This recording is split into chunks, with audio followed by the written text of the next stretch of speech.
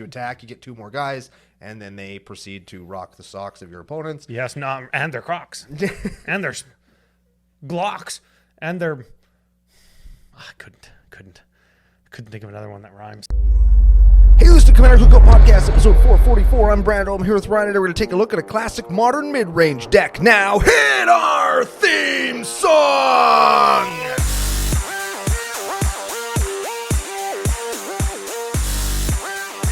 At least the second time, the first time, every time.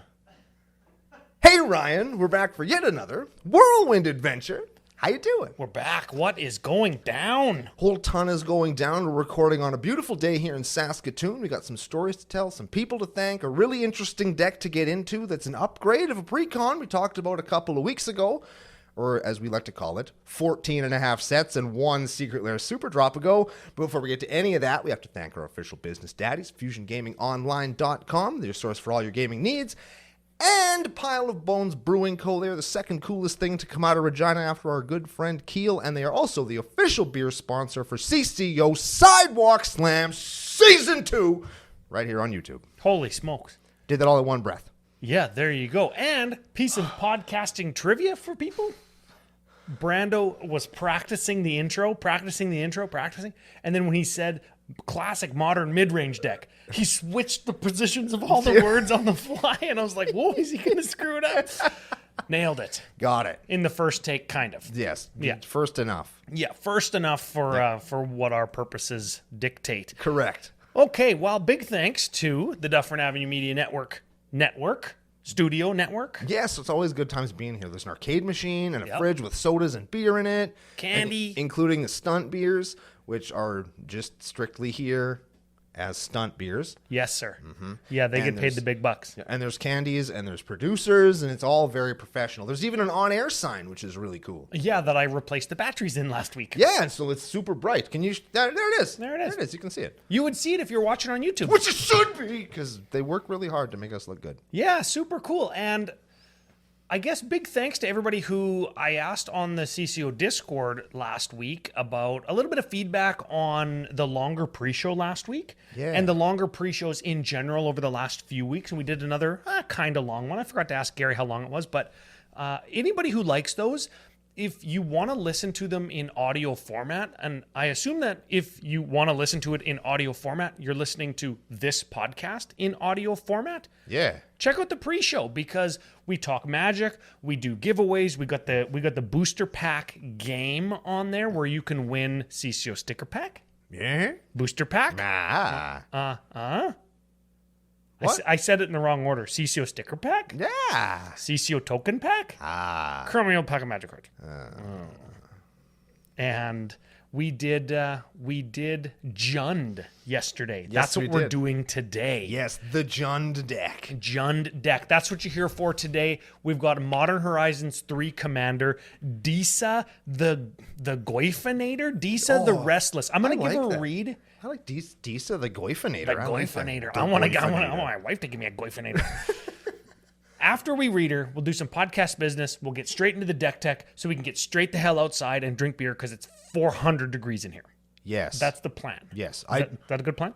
Goyfinator, Terminator. People have seen the Terminator, including Ryan. Yes, I have. I actually met somebody who had never seen Terminator before. And was it Sam? No.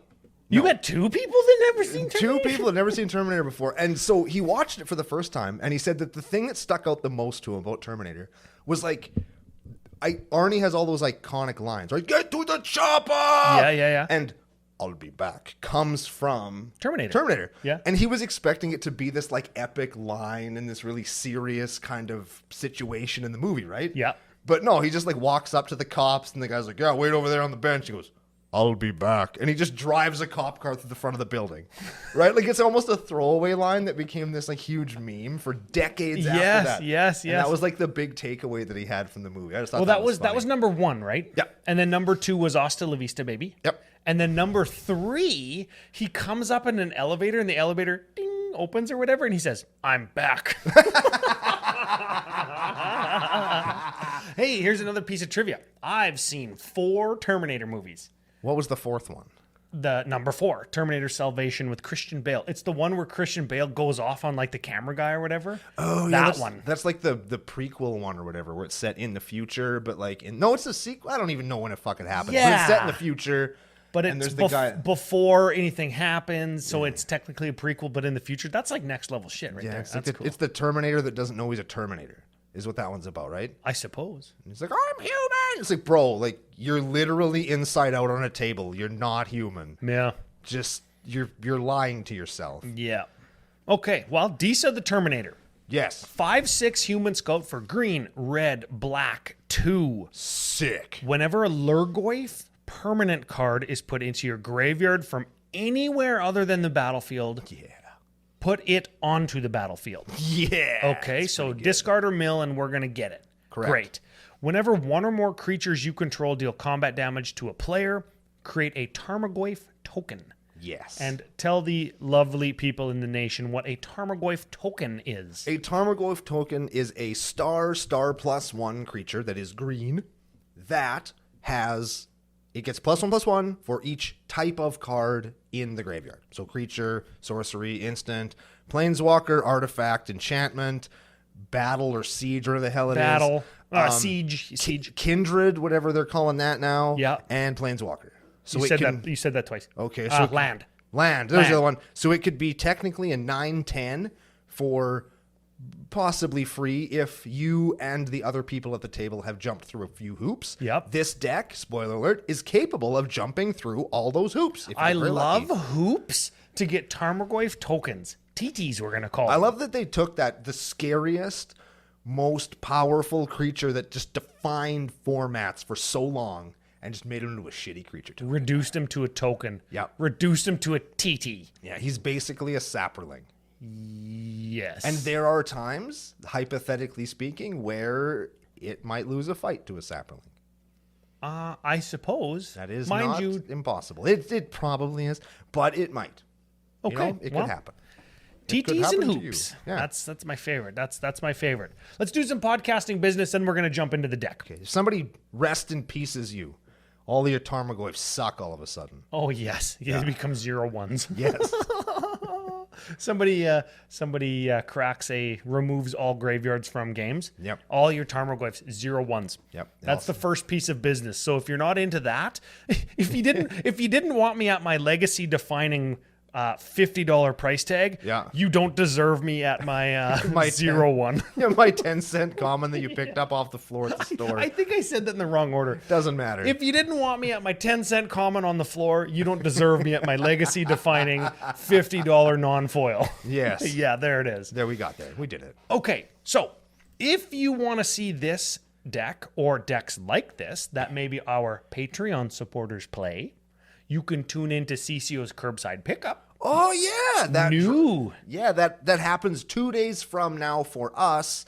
1, 2, 3, 4, 4 days ago for you on the YouTube channel. There it is. You go to YouTube, you search Commander Cookout, you can find all the great stuff. You can see all of our shows behind us on the studio TV, like Brando's box opening, Commander Ad Populum, Gemstone Mine, the CEDH one with John. Magic History with Mac. Yeah, all that stuff. Magic History.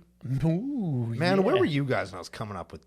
I don't know. could've I been have fun. to do another graphic for CCO's Curbside Pickup Games of EDH. Yes. Where our Patreon supporters get together with Colton, the guy who puts the videos together. That's Jenny McCarthy's brother, in the Discord if you're looking for him to schedule a game. And he cuts them down to the first one's 14 minutes. Wow. And I think the second one is 15 or 17 minutes. And it's just bang, bang, card, attack, card. And then it usually ends in some funny, quippy way, like, oh, I guess I'll block with my face. Good game. And credit scene, boom, show's over. You could take a crap in less time than this game takes. Well, I mean, I probably could. No, I said that wrong, too. Yeah. This game takes less time than it takes for you to have a crap. Yeah. Yeah. Yeah. So if you're crapping at work, because why wouldn't you? You always poop on company time, everybody. Just Yeah. do that. Put your headphones in and Yep. watch some Curbside Pickup. Yeah. That's it. That is. I think that's that the is all. tagline. Yes. Watch it while you're taking a crap. Yeah, watch it while you're taking a dump. Yep. On the curb. maybe. I don't know. Yeah, I suppose if you're like a homeless guy. If that's what you want to do. Like, yeah. So if you want to get in, if you want to schedule that, if you want to help support that and any of the content that we do and all of the stuff that we do, patreon.com/CCO Podcast. That's the way to go. what would be worse?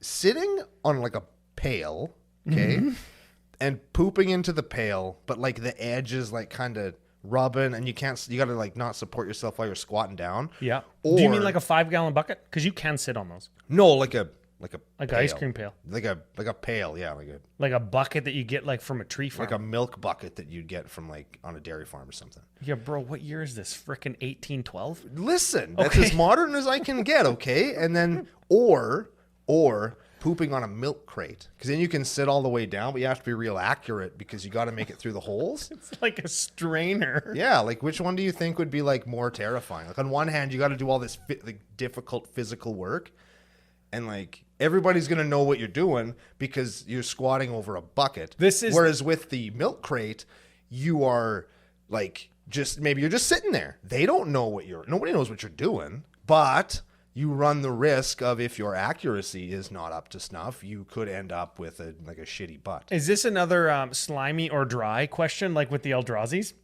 Yes, it is. It Let us know in the comments, slimy or dry. I would rather shit on a bucket because I know physically I can do that. Keeping in mind, with very little cleanup required. Keeping in mind, this is on the curbside. You are sitting. You're doing it on a street corner. It's in public. Yes, like people might see you. It's not a busy street, but like it's happening. Like, in the comments below, like which would you prefer? Which do you think is more difficult? Yep. And if you want to let everybody else know, Patreon is how you do it. You get into the Discord, great community in there. I want it to just take 1 second, couple seconds. Okay. And for anybody who's interested or doesn't know, I guess, about how much good shit is in CCO Nation, including shits in buckets, I guess. See? It struck me the other day, like it does every once in a while, that we have such a freaking fantastic like community that the podcast has built. Yeah. And that Commander Cookout has built. And now that we've got like more shows on the network and stuff, I see people getting congratulations all the time on like a good episode or deck suggestions or jokes and memes. And so much so, like, we started the CCO experience. Yep. We're going to talk about the Regina one coming up in the next few episodes. And we couldn't go to the one in Vegas this year. God damn it. And like, I kind of dropped that on some of the people that were in the Vancouver experience, and just a bunch of people in Vancouver were like, hey, if you need a hand, let me do it. Like, I want to help. I want to make sure that this kind of stuff still happens because CCO Nation is like my family. Right? And I'm like, man, so nice. Frick.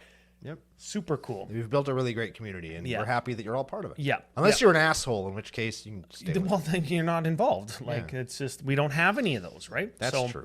Patreon is kind of how that started, which was a result of the cast, and it's allowed us to build the community and kind of do things like prizes at the CCO experience and kind of subsidize merch when people ask me, and cameras and green screens for CCO Studio and all the stuff that we've done over the last few years. So I just wanted to say thank you because we don't say thank you enough. Yeah, well, thanks. Yeah. There. And if you want to be part of it, we'd appreciate it. You can do it. Yeah. Or become a YouTube member because it's kind of the same thing. I guess so. It like you just sign up and you help support the show, which is fantastic. We appreciate you.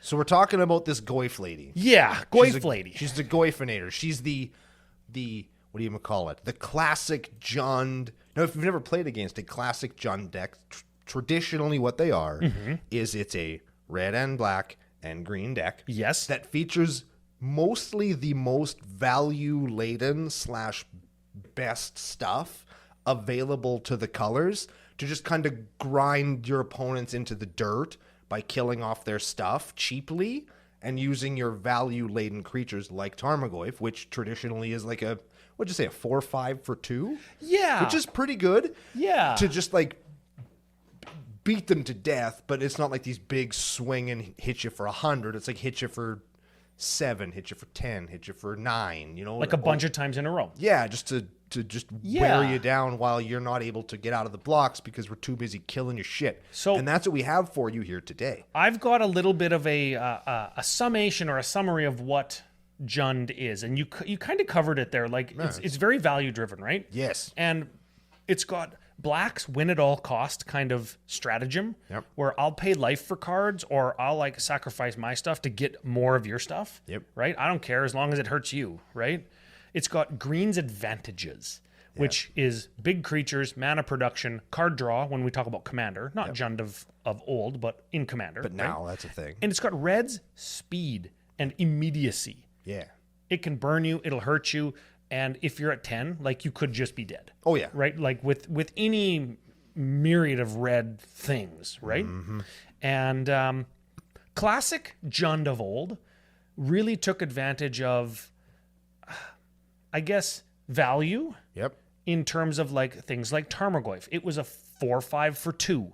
Very important that it had more toughness. Yes. Because it bounced off of other Tarmogoyfs. It was usually bigger than goblins and merfolk and other things in Legacy. Yep.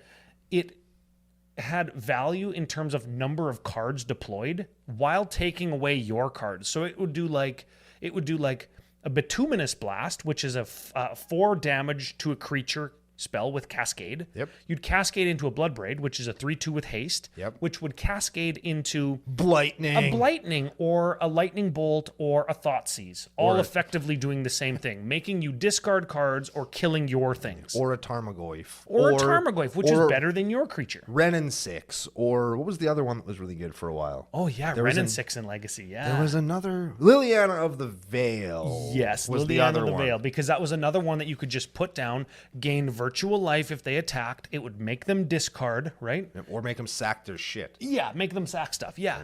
So it just has all these different ways to like make up card advantage, virtual life, value. It does all of those things over and over and over and over again, because guess what? It can also get stuff out of its graveyard with black and green and cast instants and sorceries from its graveyard with red. We're switching over to JUND and Commander now, of course. Yes. So we're going to have to look for ways that take advantage of just generic shitty now Tarmogoyf and see, like, does this still have like the gravitas that JUND of old did? And I would say that it does, and it does a lot of that by taking that new Commander deck / a bunch of Madi Ho Ho Ho stuff and replacing all of the traditional value creatures you'd find in a JUND deck with just different iterations of Tarmogoyf. Yeah. Who is... Let's be, if you play one Tarmogoyf in your deck just kind of as a creature, it probably sucks. It's probably There not are good better enough things. anymore. There's things that I'd rather spend 2 mana on, like a heroic intervention or maybe a rampant growth that's going to like power me out to cast things that are going to be bigger than Tarmogoyf, right? I'd rather play a rampant growth than a Tarmogoyf. Let that sink in. Ooh. Right? Ooh. Let that sink in. So, but we're going to do that by taking, instead of having one Goyf, we're going to make several Goyfs. We're going to break as well the as rules. playing a bunch of them. Yes. Yeah. Because one Goyf sucks, but 15 Goyfs are pretty good. And that goes back to the classic mantra, like, if you can break the rule of Commander, then you're probably doing something powerful. Yes. Because the rule is there to limit people playing multiples of the most powerful card in their deck. That's right. Right? Okay. So, big thanks to new patron or returning patron, Finger Blast, Mommy3, Mommy Sniff. That's who submitted this deck. Funny every time. I like that one. That's a good one. Funny every time. That's a very good one. Let's start with the ramp. The ramp section. Relatively straightforward, but we'll pound through it. There's one new card that we'll stop and talk about. We have a Sol Ring, Arachno Signet, Nature's Lore, Ignoble Hierarch, a Farseek, a Fanatic Aronis, a Deathrite Shaman, a Birds of Paradise, and an Arcane Signet. Who do you want to talk about there? Fanatic of Aronis. Fanati of Roni. Oh yeah, that's the new one. I thought that was a different one. It's a 1/4 for 2 mana dork that taps for a green, or if you have a creature with power 4 or greater, it taps for green, green, green, green. Yes. And then it also has green, green 2 Eternalize, which means if it's in your bin, you get, I think it's a 4/4 black zombie version of it that does all that same shit. Yes, that's exactly what it is. Which is very cool. So let's let this just for a second, because we've got a section called JUND Amount, which is our value. Yes. But let's just take a look at this and break down what this card means. It's a 1/4, so it's a good blocker early game. Nobody's going to get chip-ins on you. Right.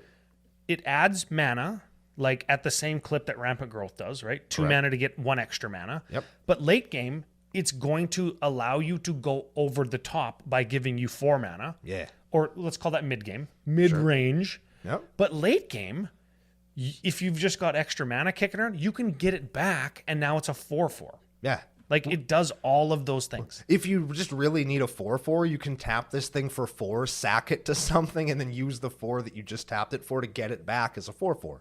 Ooh, that's a good idea. Right, like it's a really good card. And Yeah. the 2 times that I have deployed it in a game, it's always been like, oh, and I can't get in at Brando no more. Ah, that thing has 4 toughness. What the hell, right? Like Yeah. it stops 4? a lot of those value attacks. 4 is a lot. Yeah, 4 is a big number when it comes to especially in the early game, right? Like, Yeah. it's pretty good. Yeah, 4 on turn 2 is good. Yes. Yeah.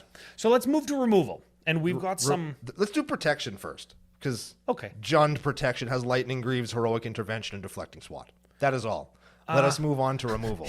You know what's funny is I would almost say with the amount of graveyard stuff that we care about in this deck, I almost feel like you don't need a bunch of protection because you're like, I don't care if it dies. It's like, where's the Dolph Lundgren meme? Hey, if he dies, he dies. Yeah. From Rocky, hey? Man, Rocky 4, the best Rocky movie, if you ask me. I love that one. It's just one long montage. It's so good. Yes, the whole movie is a montage. Yeah. Let's do a montage of removal spells in JUND. Oh, my God. Do we just want to hit these real fast and then go back through them, or do we want to talk about them individually? I'll hit them fast, and then you tell me which ones I'll mouse over and we'll go back to. Okay. Okay. Doom, doom, doom, doom. Terminate. Tear ass under. Tear asunder. Tarfire. Maelstrom Pulse. Lightning Bolt. Hey, and Commander. Go figure. Colligan's Command. Damnation. Chandra's Ignition. One of my personal favorites. Blasphemous Act. Bitter Triumph. Assassin's Trophy. And Abrupt Decay. Very cool. Yeah, they all get a guy, or they get all the guys. Correct. Yeah. So, of note, we have a Tarfire. That's our Kindred spell that we have. It's shock, but it's a Kindred spell, so it makes your Goyfs bigger. Yes. That's the only one we play in the deck, and it's there for exactly why I just said that. Could we tutor for it, cast it, and then make our Goyfs bigger? Yes. That's not a terrible idea. That's not the worst Especially idea ever. if we got like 5 or 6 Goyfs, you waste a tutor on like a shitty removal spell for a mana dork, but then you get like 5 or 6 more damage in. It's pretty good. It's probably fine. Yeah, and you've probably removed like a little shitty chump blocker, right? Yep. I think also of note is Colligan's Command. I think that's in here because it's a JUND card. It's not here because it's a good card. It's here because it's a JUND card. Bro, this card like tore up Standard and Modern for a while, like years ago. But how many times have you seen it played in a game of EDH? Well, I'll give it a read and I'll decide. Okay, black, red, 1, instant, choose 2. Yeah. Okay, return target creature card from your graveyard to your hand. That's fine. Also, target player discards a card. That could be us. It could be us. That could be us and get a Tarmogoyf out of that. Yep. And we discard a card that we don't have in our graveyard yet to make our other Tarmogoyfs bigger too. Yeah, or you could get a Tarmogoyf back from your graveyard to your hand and then discard it to put it back into play. Oh, that's pretty good too. Right? Okay. Destroy target artifact, or it deals 2 damage to target creature or player. Cool. That card is good in this deck. It's not bad. It's just I feel like we could probably play something like, I don't know, maybe a tutor. Okay, yeah. Right? Like that would be maybe Yeah. you could play a Vampiric Tutor to find a Goyf and put it on top before you mill one, or you could find something to get it and discard it to put it into play. Just stuff like that. Yeah, this card, the numbers on it seem wrong for Commander, but Yes. it works in this deck. Like this should be like a sorcery for 5 or 6, and it should be like get a creature onto the battlefield and deal 4 damage to target creature only. Yeah, 40 something. Right? Quick. Yeah. Anyways, Chandra's Ignition, I think you're going to get a lot of use out of because all of your creatures' power are smaller than their toughness. as long as they're a traditional Goyf. So long as they're a traditional Goyf, so your Chandra's Ignition will probably leave. At least your tokens will remain alive because a Tarmogoyf token targeted with a Chandra's Ignition can't kill itself. So you're doing good there. Yeah, that's a good catch, actually. Yeah. I didn't think of that. So that's pretty cool. I like that that's in there, and it's probably going to do 4 or 5, maybe 6 to all creatures and opponents. That's pretty good, man. Yep. And then Bitter Triumph is in here. Now, I'm not sure what the gimmick there is, but it's an instant for black and 1. As an additional cost, you discard a card or pay 3 life. Discard a card, puts a Goyf into play. And I guess it's also an instant that kills a Planeswalker. That can... Instant that kills a planeswalker or a creature. Yeah. And gets you a Goyf for free, I guess. That's a thing. Yeah. Okay. Card draw. Card draw. Because like there's not very many sections in this deck because we've got a JUND amount section after this. Yep. A getter backers section, which sometimes I like to include in card draw because it's like I'm getting a card back, but I'm picking which one it is. But the picking is kind of slim, right? It's like how I always combine my protection and my removal sections together because I'm protecting myself by killing you. Oh, well, there you go. Wow. Protection 101 with Uncle Brando. Yeah, because if you're dead, you can't hurt me. That's just science. Yes. Okay, draw and getter backers. We'll do them as one here. We got 14 card draw spells first. We've got Bitter Reunion, Cathartic Reunion. Yes. Those are like discards to draw multiples, right? So you get a Goyf for free and then draw 2 cards. We've got Dark Confidant, which is a JUND classic. Yeah, JUND staple and legacy. On your turn, you reveal a card and you lose life equal to its converted mana cost. Yep, and then put it into your hand. Put it into your hand. And this deck doesn't have like the Haymaker 8, 10, 12 mana like commander cards. It's a lot of like tops out at 4 and 5, right? Yeah. Yep. Okay. We've got Elemental Bond. Whenever a creature power 3 or greater enters battlefield, draw a card. We've also got, along those same lines, is Garrick's Uprising. It's the same card, essentially, but it gives your dudes trample, and it triggers on a creature with 4 or greater. Yep. And we've got a Greater Good, which is the same thing, but you got to sacrifice a guy to draw that mini. Yep. We've got your favorite, Harmonize. Get that the fuck out of here, man. Phyrexian Arena, Sylvan Library, classic card draw. We've got a Vaultborn Tyrant. Man, that guy's cool. I like him. Okay, give him a read. It's a 6/6 for 7, 2 of which are green. It's got trample. Then it has Garrick's Uprising stapled to it. Whenever a creature comes into play that's power 4 or greater, you gain 3 life and draw a card. And if that wasn't enough, when this creature eats shit, if it wasn't a token, you get a token back of it that is an artifact. Ooh. A robot dinosaur. So it's like Godzilla goes down, and then Mecha Godzilla comes back to take its revenge. So cool. Yeah. I like that one. I like getting this guy back from my graveyard when I have the token on the battlefield and then use this guy to like draw a card off of when I cast him. Yep. Play another card, draw 2 cards, sack this guy, get another guy. Yep. Then smack all 3 of your opponents, make 3 Goyfs, gain 18 life. 17,000. Draw 16. Yeah, it's fucking dope is what it is. Yeah. Faithless Looting, Lord Windgrace. This is the Planeswalker. His +2 is discard a card. Hey, then we get a Goyf. If we discard then draw land. No, sorry. Discard a card, then draw a card. Yes. If you discarded a land card, draw 2. Correct. That's what his plus is. His -3 is return up to 2 target land cards from your graveyard to the battlefield. Pretty good. Which we might use, but once we get to the Goyf section, we find that we might not use that. We don't typically go into the land section in our deck techs just because they kind of get a little samey. But I think that they're printing, especially in these Monty Ho Ho Ho commander decks. I think there's lots and lots of really cool non-basic lands that do different stuff. Right? There's like there's the command tower that pays life, but also you can sack it to draw a card. Yep. There's the one that blinks opponent or blinks creatures when you put it in at instant speed for some mana. I think all those have a home here, and something like a Lord Windgrace could allow you to get like double value out of stuff like that. So I think that it's worth looking at those kinds of cards going forward. We're not gonna, but like just when you're looking at something like Lord Windgrace, make good and certain that your land base is actually there to take advantage of it. Yeah, for sure. That's why he goes in lands decks, right? That's why right. he's the commander of lands decks so often, because he can be. Yep. Okay, Gitrog Ravenous Ride. This has got saddle. I don't think that anybody cares about that. No. It's a 6/5 for 5 with trample and haste. When the Gitrog Ravenous Ride deals combat damage to a player, you may sacrifice a creature that saddled it this turn. If you do, draw X cards and put up to X lands from your hand onto the battlefield tapped, where X is the sacrificed creature's power. It's outrageous. Maybe we do care if he's saddled, I guess. Yeah. We saddle him with a Tarmogoyf and sacrifice him and just get all our stuff. That thing is an all-star in the Necrobloom. Oh, yeah? Mm-hmm. Okay. You're speaking from experience? Yes. Did you get pounded? Well, no, you swing in with him, right? And then you sacrifice your however big, let's say 4/4, right? Then you dredge 8, putting 4 lands back into your hand with your draw, and then you put all those lands into play. Oh, yeah, that's pretty good. It's just, it's very good. That's pretty good. Check out, was it last week or the week before where we did the Necro Bloom? Week before. Check it out. Maybe Joe will have the thumbnail on the screen so he can like tell people what it looks like. Yes, let's talk about this junk for a second. Okay, so this is the last one.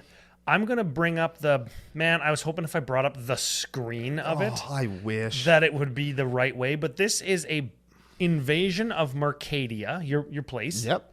And it's a siege, and it's sideways. When it comes into play, you can discard a card. If you do, draw 2 cards.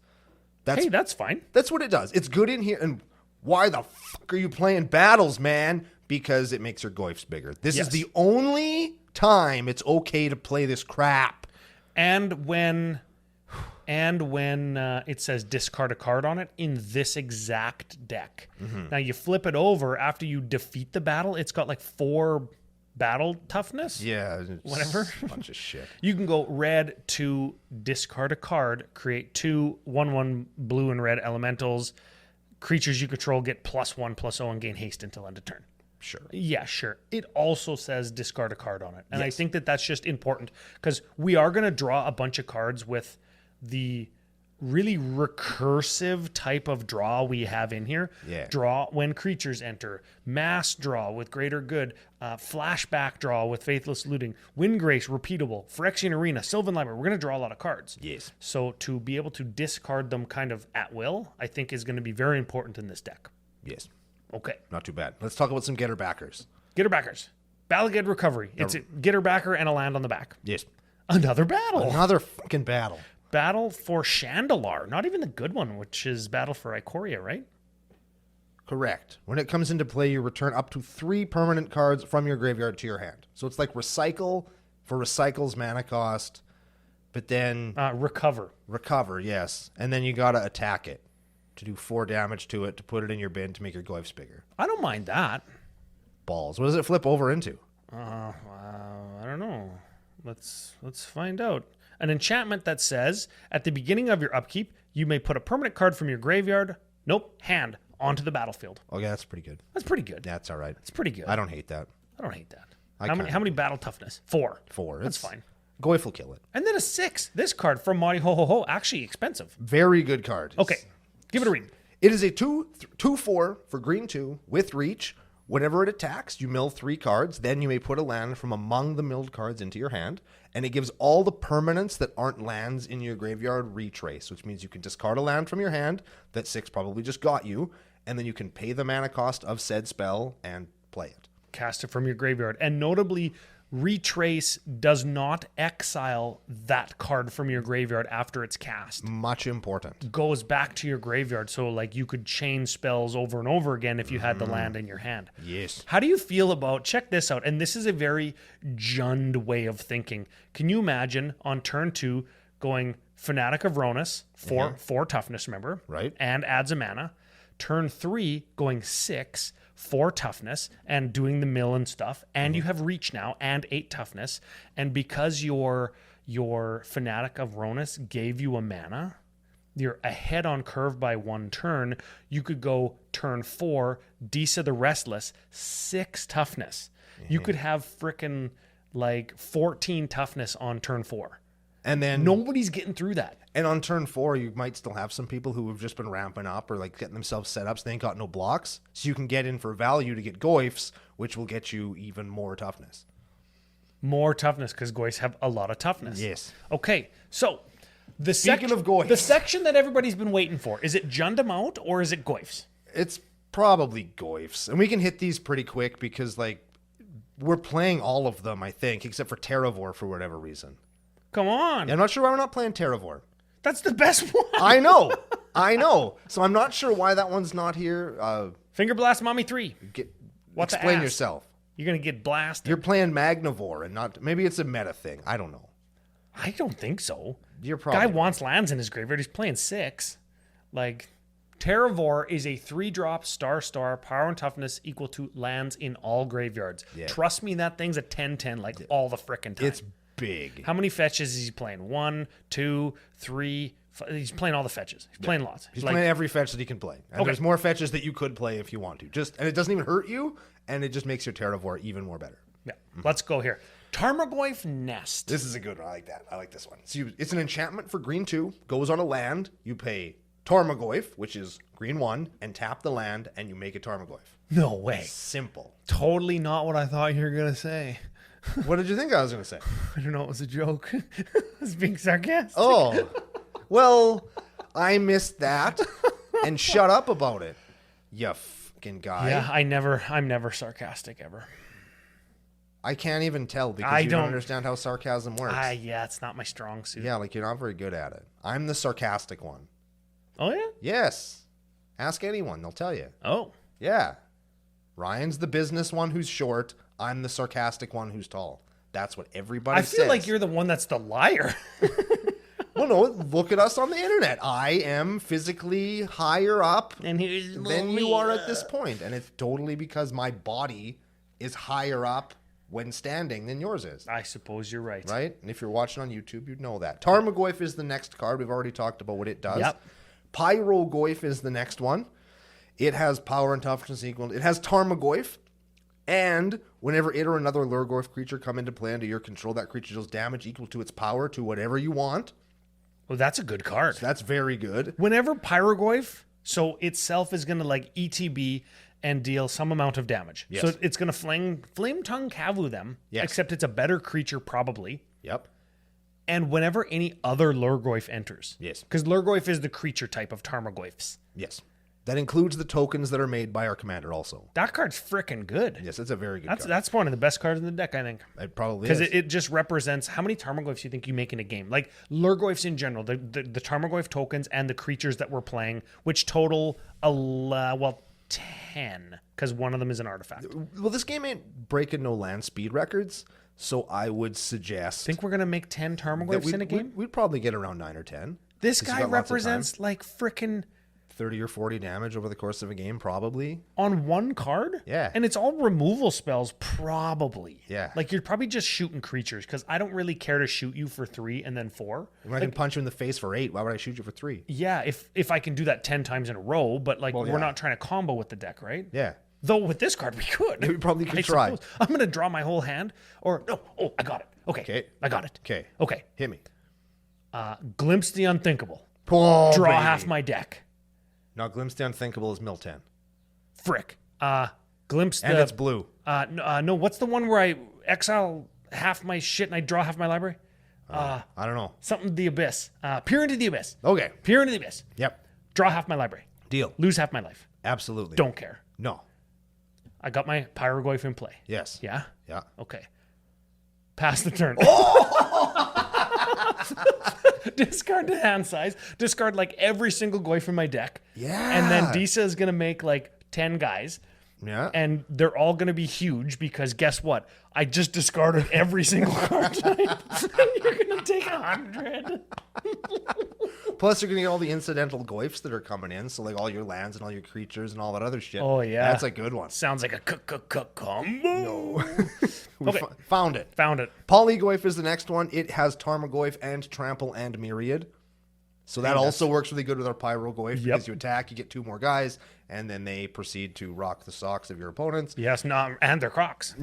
And their Glocks. And their... I couldn't think of another one that rhymes. That was funny. Nethergoyf is the next card, right? This one's expensive. This is actually a modern card, This right? one costs $. It is 1 black for a Tarmogoyf, and this one also has Escape for black and 2. Exile any number of other cards from your bin with 4 or more card types among them. What?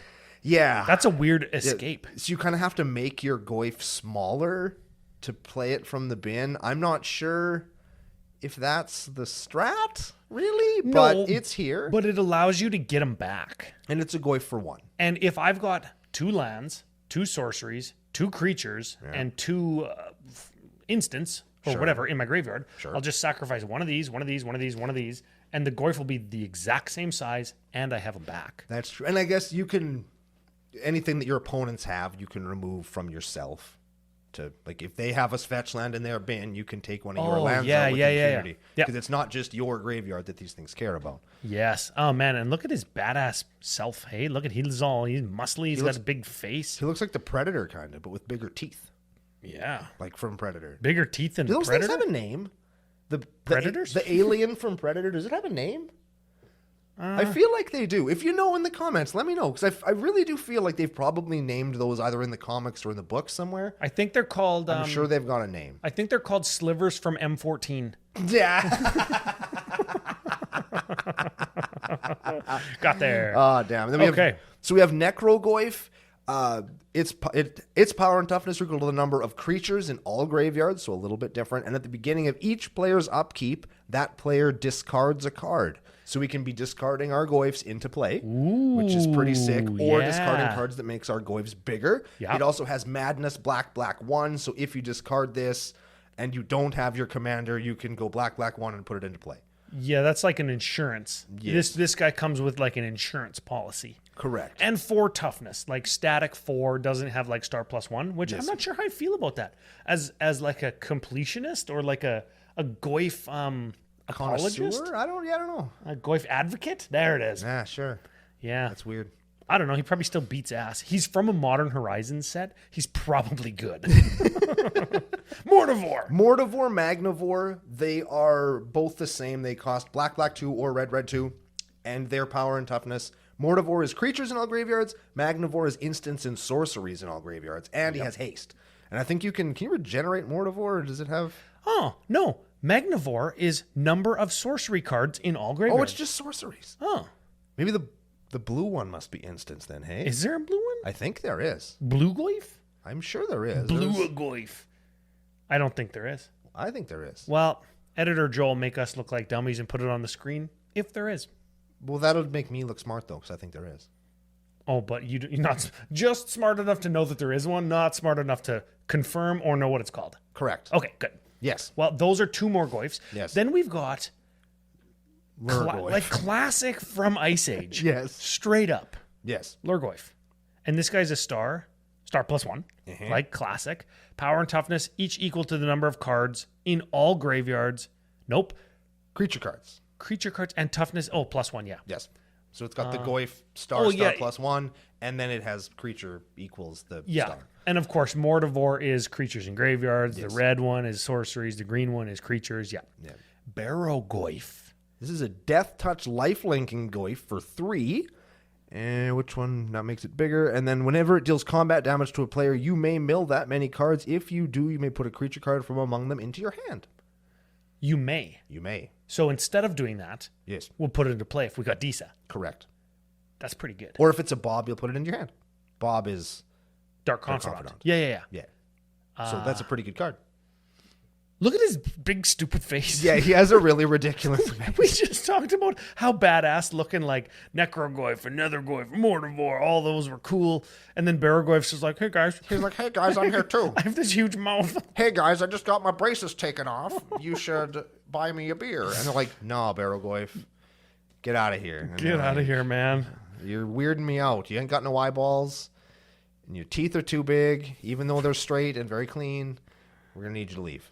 He looks like a Tarmogoyf wearing a set of fake teeth, like novelty teeth. And he's going to wind them up and they're just going to go grrr, like pincers of power on the Goonies.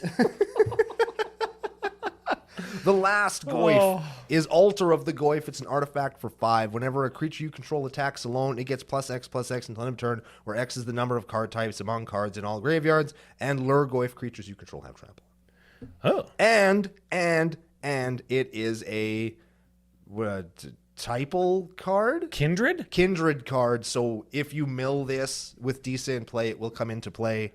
And that's cool. So Tarfire isn't the only one. I actually forgot that this was one of them. Yeah, that's interesting. If we mill or discard this, then we get it. I feel like Terravore would probably be better than this. But it does. But you know what the answer is? Boom! You got it. Yeah, we got there. So that's all the Goyfs. Minus the one that, it's shocking to me, Terravore isn't in here, but whatever. I got a throwback for you. This is something that we haven't seen or said in a long while. Ooh, okay.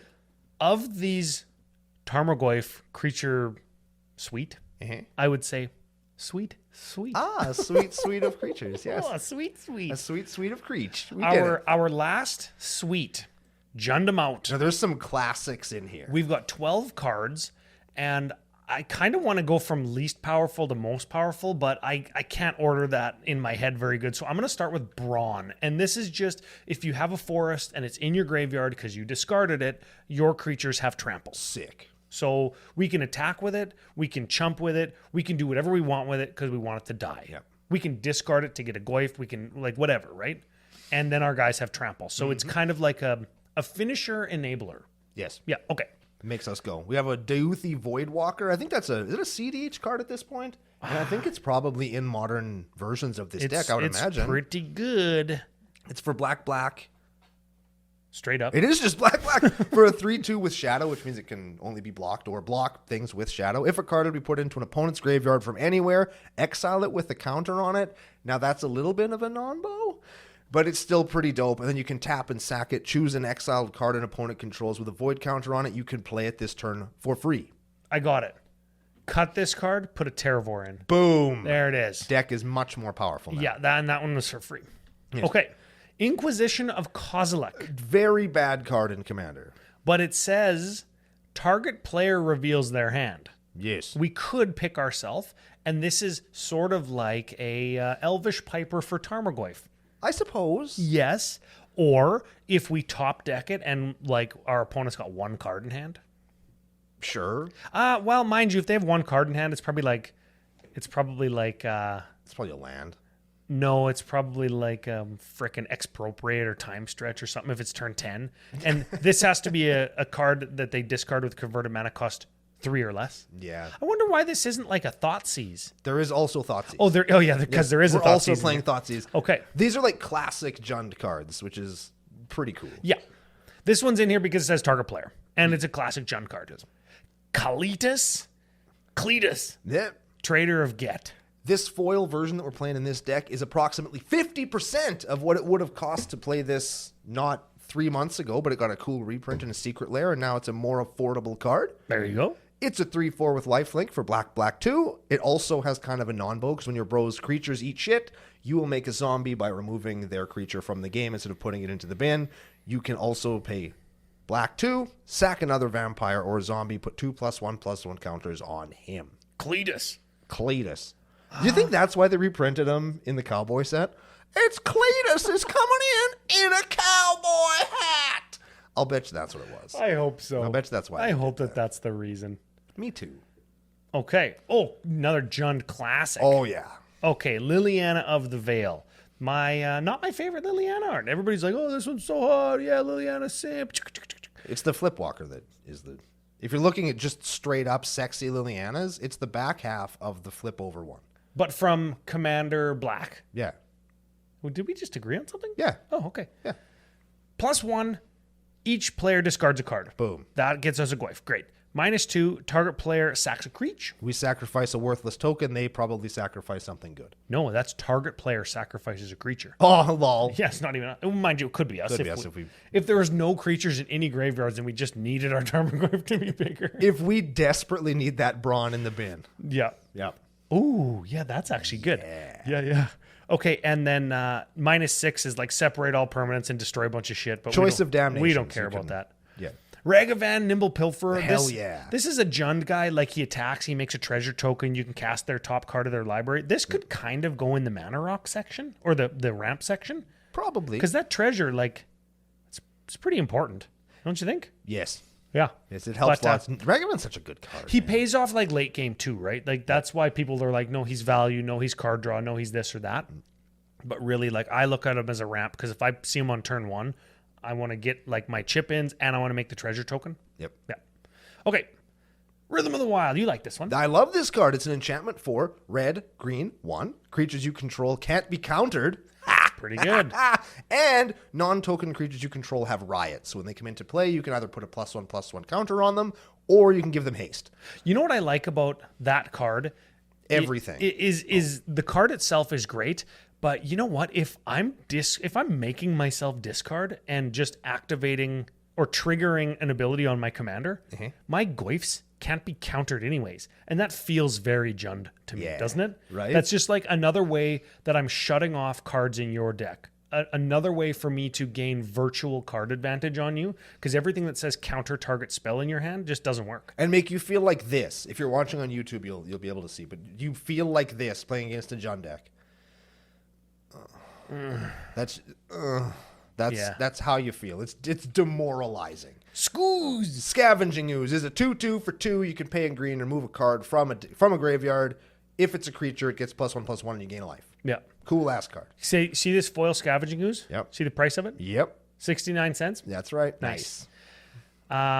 In, I don't know, 2011? 2011? Was it in Commander 2011? I think it was. Maybe. I think that's where it was first printed. It's like a real card. I had a Japanese card. I had a Japanese version of this card on eBay when it was first printed, whenever that was. And I was like, I got to sell this on eBay. It's brand new. It's like this hot card, right? Yeah. And it was like at, I don't know, $4, $5. I was like, this is bullshit. I hate eBay. And then like people got their eBay bots or whatever that like when it's at 3 seconds left, it'll just bid. Right. Up to your max. Yeah. In the last 3 seconds, it jumped up to $43. It's like, cha-ching. And look at it now. Hashtag MTG Finance, baby. Right? Look at it now. And this card was like the budget Tarmogoyf because it made Goyfs smaller and then became bigger than Goyfs. And gained you life. Yes. Yes. And put you out of reach of Goyf. So this card used to be a pretty big deal if you had no excitement. I like how the anti-Goyf tech has now just been like encapsulated into the JUND stratagem. It's just been ingested into the deck. Terror of the Peaks. T of the P, baby. Here we go. Okay, Dragon, 5/4, Flyer for 5. That's already a good deal. Spells your opponents cast that target Terror of the P cost an additional 3 life to cast. Sick. It's pretty good. Yep. Also, whenever another creature enters the battlefield under your control, I don't know, like a Tarmogoyf, T of the P deals damage equal to that creature's power to any target. That's pretty good. It's kind of like Pyrogoyf 2. This is Pyrogoyf 2. Yep. Yes, this is exactly Pyrogoyf 2. Yep. Okay.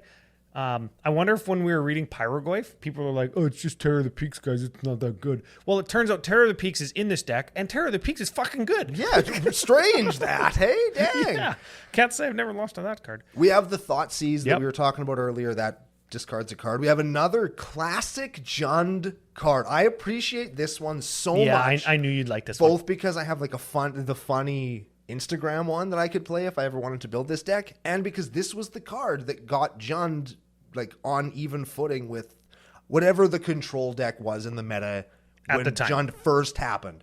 And Thrun the Last Troll is a 4/4 for 4, 2 of which are green, can't be countered, can't be the targets of spells or abilities our opponents control. So that's hexproof before hexproof was a thing, and you can regenerate it for green 1. And that thing just used to beat the shit out of control decks. Just beat them to death. Yes. And that's why he's still $17. US. That's like 38 Canadian. Man, Thrun the Last Troll, hey? Yeah. Oh, and he looks so cool, too. Look at him. Look at that fucking guy. He's sitting there and he's like, yeah, fuck around and find out. Oh, yeah. He's going to take that stick and just implant it in you somewhere. And he doesn't even care where. Yeah. It doesn't matter. You're going to have a splinter. And the last card in the deck is Renin 6. Another, this is a JUND staple, hey? I think so. I think it was a modern card in JUND staple, Gruul staple, Legacy staple until it was banned, I think. Commander staple. This card is all around good. So this is a Planeswalker Ren. It's funny, we got 6 and we got Ren in 6. Neat. And green, red is the cost. 3 loyalty, +1, return target land card from your graveyard to your hand. So that's pretty good with fetch lands, I hear. Yep. -1 is it deals 1 damage to any target. Sure. It gets more things than you think. Oh, yeah. Get the bird, get the Landmore Elf. Get a lot of commanders. Somebody's going to, let's say somebody is playing the same deck as you, and your Goyf has bounced off of their Goyf. Now you can kill it with the Renin 6. Like it gets stuff. Like the old Mog Fanatic, right? It's surprising the number of times you're going to get something with this guy. You know, okay, so I go, I see EDH one time, I go, ding, ding, ding, ding, ding, turn 1 Animar. Okay, and I'm like, fuck yeah, I'm set up to like turn 2 combo if, like with Fierce Guardianship, like backup, man, because I got my commander and stuff, right? Renin 6. Guy beside me goes, Renin 6, kill your Animar. I'm like, shit. Damn it. Now, I wasted all my mana rocks, like I used a... Lotus Petal. I used a Lotus Petal, and I used like the green... the green fairy that you exile to get a green or whatever. Spirit Guide? Yeah, fairy spirit guide or whatever. And I got the Fierce Guardianship in my hand, backup for free, Animar, blah, blah, blah. Yep. And now you got shit. I don't have any mana. I don't have my commander, and my Fierce Guardianship doesn't work. Oh, it's perfect. Oh, so good. And then the -7 is you get an emblem with instants and sorcery cards in your graveyards have retrace. Not.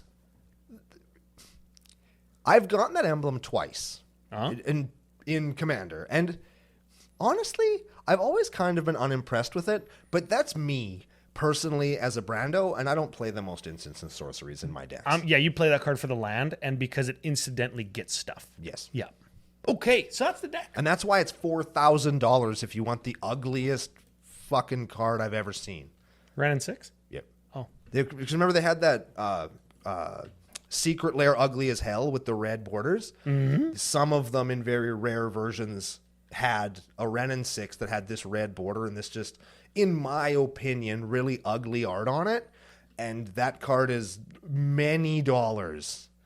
If you can find them. Yeah, like look at that thing. The red border hurts my brain. Right? It's so gross. Yeah. I've seen them a few times at Magic. I was like, man, if this was like $50, I'd totally buy it. Because it's so ugly, right? It's like a dog that has like its eyeballs are arranged vertically on its face instead of horizontally. Right? It's so homely. But I can't justify the price tag for just a funny card. Well, we're going to talk about the price tag of this deck in a second. But yeah. Strengths and weaknesses first. Strength and weaknesses. And Joe's got the super fancy animation, strengths and weaknesses. New hotness. Yes. Yeah, and I'll lump the new hotness in because I like talking about the new commanders, the interesting, the hot topics. Yeah. Is we're getting value. We're getting value monetarily because we can afford Goyfs now. Yep. There's a Goyf deck now. We've been waiting for the Lure Goyfs and the Mortivores and the Terravores and all the stuff, right? Sure, the black one is like $35. Sure. Yes. But we can do it now. And we counted up the other day when we did the Madi Ho Commander review. Yep. There's like, we're playing 11 of them in this deck. There's a couple that we're missing. We could play Changelings. Yep. And we could have like 15, 16, maybe 20 Goyfs. Pretty good. And that's good. And that's like not including the creature type changing cards. Yeah. And keep in mind, like in a deck like this, you can just play cards that are good and just make your own Goyfs with your commander, because that's what the commander does. Yeah. And this being at one point, I'm not sure if it still is, this was like the least desirable of the 4 decks. So if your LGS got him in. The Modern Horizons 3 decks, You're probably going to find that the Eldrazi one is sold out. The Oboe one is all gone. And you're going to find energy in this thing. And that deck has lots and lots of the stuff from this list today. There we go. Yeah, I like that. So, okay, value in that you can do a few upgrades to the precon and have like a perfectly serviceable Kindred deck. There we go. Yeah, and I like that. I like that Goyf finally gets his day. Now, I've played Terravore. I've played Terravore and Commander, but that's the only one. And I famously traded off my playset of Tarmogoyfs when I finished playing Legacy for a 2012 Commander's Arsenal to get like the foil Kalias and the foil Command Towers and the foil Rhystic Study, the click down life counters before those were everywhere, right? Yep. I traded away Goyfs to get that because I was like, I'm never going to play these. And the playset of them was over $200. Yeah. And I'm happy I made that trade, but I'm also happy that Tarmogoyf finally gets his day. Yeah, because it is a card where, like, if you're a Commander player, you would trade them away because what are you going to do with them? Yeah. And now, if you kept one or if you find one, you can play it again. I didn't even keep a Commander playset. Didn't even keep one. But I'm sure some people did. Like, I'm sure we could. If I went out today, I'll bet you I could source locally a Goyf. I bet I could. Oh, yeah, right? for sure. And that's pretty cool. And you finally get to play all that stuff. We'll go to FU Joel, and he'd be like, you want... foil or non-foil? Yeah, do you want foil Japanese time spiral ones, or foil... You want the Future Sight frame? Oh, you yeah, want Future Sight, yeah. The first Madi Ho one? Like, you want the Ultimate Masters printing with the extended art? Like, what do you want? Yeah, man, you guys got some cards, hey? Dang. Me? Japanese foil Future Sight Tarmogoyfs? Like, freaking...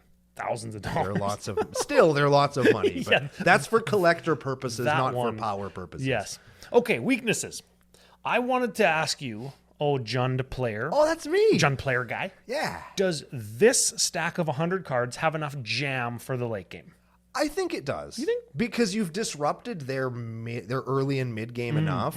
Chandra's Ignitions, Damnations, lots of removal. All the while progressing our own game plan. Yep. So I think if this deck has done its job, by the time you've got to the late game, your opponents are probably running low on resources, have a subpar board presence compared to yours, and they're just feeling, like we talked about earlier, kind of demoralized and beat up.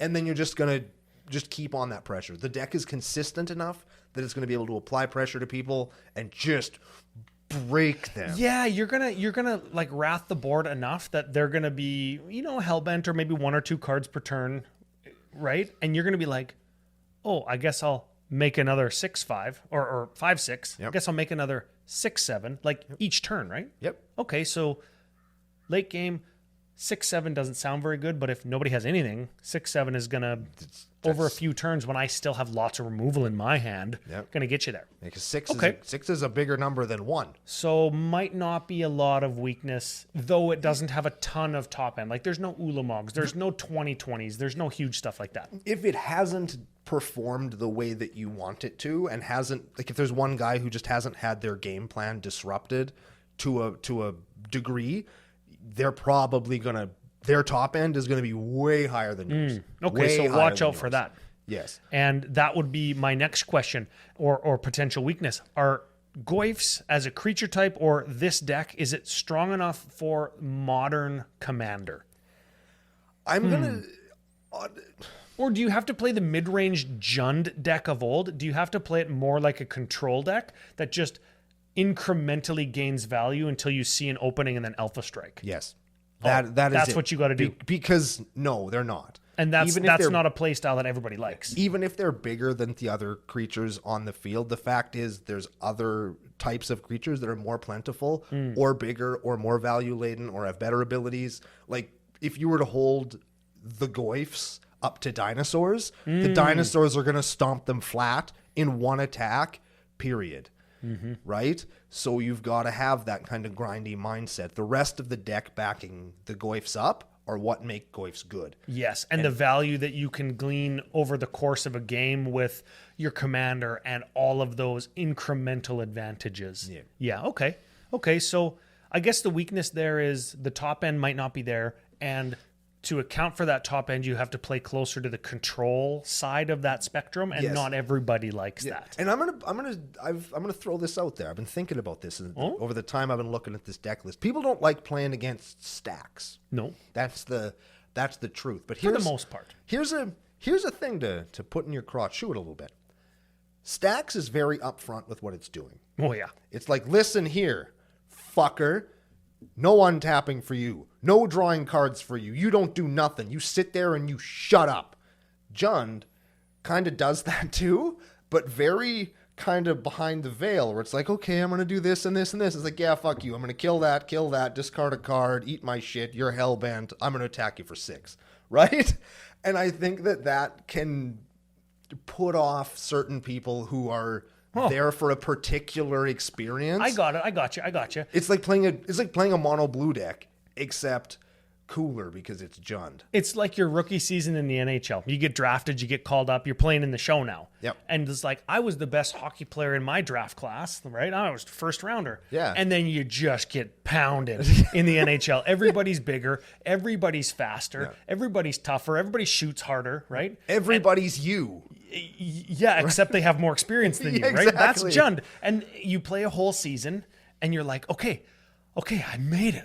I think I got this. I beat JUND, right? Yeah. My team made the playoffs. Then you get to the playoffs and you only play the best teams. And then it's freaking just Pound City again. And JUND is like, yeah, fuck you. This is the playoffs, right? Like, and then you think, oh man, we made it to the last round. Oh man, we're going to win the Stanley Cup. And then the last team just fucking takes it to you again, right? Yep. And then you're the Edmonton Oilers and JUND is holding up the Stanley Cup. Correct. Yes, exactly. You've been JUNDed at that point. Because at the end of a whole year. Because at the end of the day, JUND still got there. It just took a while. And that's how these decks work. Yeah. So last question in the weakness section. Okay. After you get JUNDed out. And this deck, quite expensive, Can you make Jund for cheap, or is this a weakness that not everybody gets to play with Jund because the cards that make it really good, like some of the Planeswalkers, some of the removals, and some of the mana base that you need is quite expensive? This deck specifically, I think it teeters on value because it is the version, I assume, Finger Blast Mommy 3, Mommy Sniff actually plays. So it's lots of foils, it's lots of primo editions. The Lightning Bolt is $400, $500, which is a free cent card, right? So there's lots of that going on in here. The Sol Ring is also very expensive. I'll let the nation know this deck as entered is $2,865 stack of 100 cards. And I'll bet you if you cut all of the just superfluous expense out of it, you could probably do this deck for, I'm gonna say, between 1,000 and 1,200. I got you. Okay. Judge Foil Soul Ring, $250. Yeah. Alpha Bolt or Beta Bolt, whatever. I can't tell the difference between like the digital image that Architect shows. Sure. $500. Just the foil fetches are almost $400. Yep. Foil Phyrexian Arena and Bob, $320. Other foils, I just said $300. Yeah. So let's cut all that out and just play regular versions of those things. Like Soul Ring's $2, right? Yeah. Fetch lands all-time low, like $13. Yep. This deck is still $1,100. Yes. Oh, I was close. I was right on. I thought you were reading it and sounding, disguising that you're really smart. No, I was actually thinking. I was trying. What do I think this deck could be built for? But keep in mind, we talked about it. Maybe it was yesterday. Maybe it was today. I can't remember. It's very hot in here, and my brain isn't functioning properly. But Jund plays good stuff. It's a good stuff deck. It plays the best things in its colors. So when you look at a number like $1,100, you're going to buy $1,100 worth of cards, and all of that stuff, with very few exceptions, are going to find homes somewhere else. I play virtually this entire list amongst other decks. Yeah. I bet you I play every card in here minus the Goyfs, and even some of the Goyfs in my decks. And the funny part about hashtag MTG Finance is this is an $1,100 deck with those cuts that I said. Yeah. But what I mean is the swaps to non-foil versions. Yes. And you wouldn't go around and say, hey, amongst these 6 decks that I play in my bag, there's $1,100 worth of cards. And you wouldn't say, I'm going to go out and spend $1,100 on these cards, right? But especially not when you can save 5% at Fusion with CCO Save. No, certainly not. You just acquire those over time. Hey, I picked up a Damnation at this Command Fest. Oh, hey, I cracked this Chandra's Ignition like back in the day when it wasn't a $14 card. I know it got reprinted. It's cheaper than that now. But fetch lands all-time low, and you cracked some, or you had them from Onslaught. Like I played an Amadi Ho Ho Ho pre-release and opened 3 of them. There you go. I opened up my first ever booster box ever in the basement of my mom's work at the bank. And me and my buddy Adam and Clayton, and we split it 3 ways, one of those stacks each, and I got 3 fetch lands in it from like pack fresh Onslaught fetch lands. Can you imagine what those smelled like? I'm smelling it right now. I'm smelling, or I'm having a stroke. Right I can't tell. So, anyways, it's not going to be $1,100. It's going to be what you have to build with over time with good stuffs, and a lot of that stuff actually over the years has been printed into precons. Not the Bobs and all the Goyfs and the fetch lands and stuff, but I mean, you can just get those. Most of the Goyfs are in the precon. There you go. They're in the Goyf precon, right? Tarmogoyf is probably the only one that you really are going to shell out for. You mean like OG Tarmogoyf? It's like $6. $6 is $6, and you're looking at shitty creatures like Goyf. I suppose. Mortivor's like 50 cents. There you go. Magnivore's like 13 cents? There you go. Pew, pew. I think Terravore might still be a few bucks. Yeah, $9 or $10, sure. I think, but maybe it's not in here because he couldn't find a foil one and he wanted his whole deck to be foil. Oh yeah. Because I think foil Terravores are. Oh yeah, Odyssey. That's an expensive one. That's a lot of dollars you're going to be asking for there. But you know what? You mentioned it. Get the precon. That's where I would start. Yep. Go to fusiongamingonline.com, CCO Save promo code, if it's still active. If it's not, because we've switched over to the new month or whatever, just hit us up on Discord if you're a patron, at CCO Podcast, or CCO Brando if you're on Twitter. Listen to a more recent show and we'll tell you the new Oh, pew, pew, pew. Yeah, see, there pew, you go. pew, Yeah. pew, pew.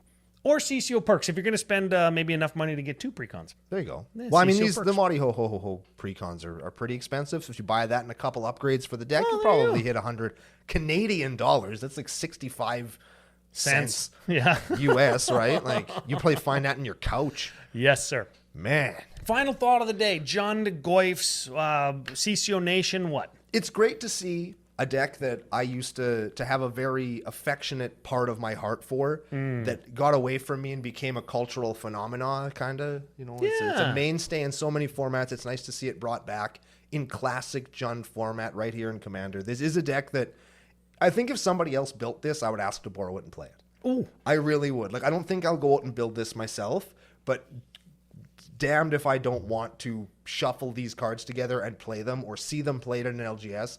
I like this deck a lot, and I think anybody who's kind of played in a format where JUND is very prevalent, I think you're gonna dig this. Unless, of course, you're somebody that is totally traumatized by playing JUND, yeah. and you never want to see it again because this will give you flashbacks. You're gonna be like the dog with the helicopter flying over, like.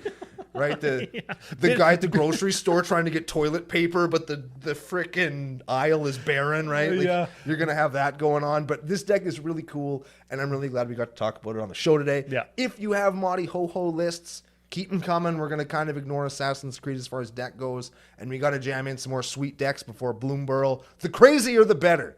Fuck high power. Let's do some crazy ass shit. Okay, here. I'm going to put a call out here for anybody who's still listening is give us like the weirdest deck. And not your pet deck and not your funny like ladies looking left deck. Like I'm talking about like Arc Slogger exiling stuff and using Rift Sweeper to get it back like weird combos. MDFCs, no lands. I'm talking about like the weirdest thing where it takes 99 cards in your deck to make a combo. Like give us the weirdest, craziest, kookiest things you've ever seen. Like Questing Beast, all fog dot deck. Like, give us those. Yes. Give us some true CCO fucking stinkers. Yes. Because we haven't done a stinker in a good long Yeah, while. we haven't stunk up the joint in a good long while. We're talking about JUND, like the most consistent deck, right? Yeah, give us some garbage. Yeah, like let's just play some piles of trash until we start having to talk about fucking cartoon mice stabbing each other with fucking pins. Yep. God damn it. Yeah, I can't wait. The set's going to be great, and I'm excited for it just like everybody else. But God damn it, let's go down swinging before we go back into spoiler season next week. Yeah. All right? Yeah. Let's do that. So thank you very much for being here. Thanks to Pile of Bones. Thanks to Fusion Gaming. Thanks to Commissioner Gary. Commissioner He's Gary. Commissioner Gary now at the Damn Studio. And we're going to be back next week with another very exciting episode of Commander Cookout Podcast. Hit our theme song!